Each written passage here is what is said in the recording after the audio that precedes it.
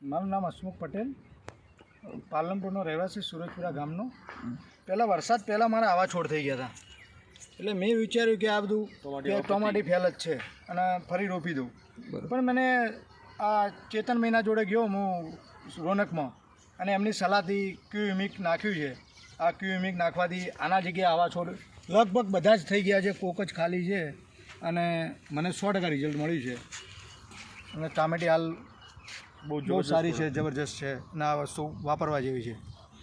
ટમાટીની અંદર તમારે જે કાળિયો આવી ગયો હતો, બરાબર, ને કે મિંગ છોટે કેટલા દિવસની અંદર આટલો બધો ડિફરન્ટ તમને? 10 દિવસની અંદર. 10 દિવસ વરસાદ જ્યારે શરૂઆત થઈ એના પહેલાં છોટ્યું હતું, હવે ફરી બીજો ડોઝ આપવો છે 15 દિવસ પછી. તો ખેડૂત મિત્રો, આપ જોઈ શકો છો કે ટમાટીની અંદર કાળિયો ઓલરેડી આવા છોડ થઈ ગયા હતા, અને કેવીમીન એગ્રોસેલનું કેવીમીન વાપરવાથી અત્યારે તમે જોઈ શકો છો વાડીમાં કે સિર્ફ 10 દિવસની અંદર આટલો બધો ડિફરન્ટ તમે જોઈ શકો છો.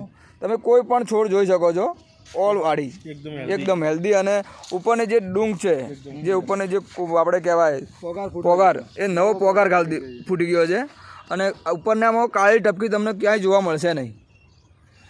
તો ખેડૂત મિત્રોને એક જ ભલામણ છે કે આપના ટમાટાની અંદર કે જે એગ્રોસેલનું કેવીમીન છે એ વાપરવાથી ટમાટીની અંદર કાળિયાની અંદર બહુ સારા એવા રિઝલ્ટ છે. તો આપ પણ મિત્રો એનો ઉપયોગ કરો તો આપણી ટમાટીની અંદર કાળિયાનો ખૂબ સારા રિઝલ્ટ તમને પણ મળશે. અને જરૂર પડે તો આપણા ઘરે આવીને સલાહ જોવાની. હા, કરેલો જ છે. બરાબર. અને તમારો હસમુખભાઈ મોબાઈલ નંબર છે 9491912006, અને મારા ખેતરમાં છોડવા ઊભા જ છે, જરૂર પડે તો આવીને દેખી જવા. Okay, thank you Hasmukhbhai.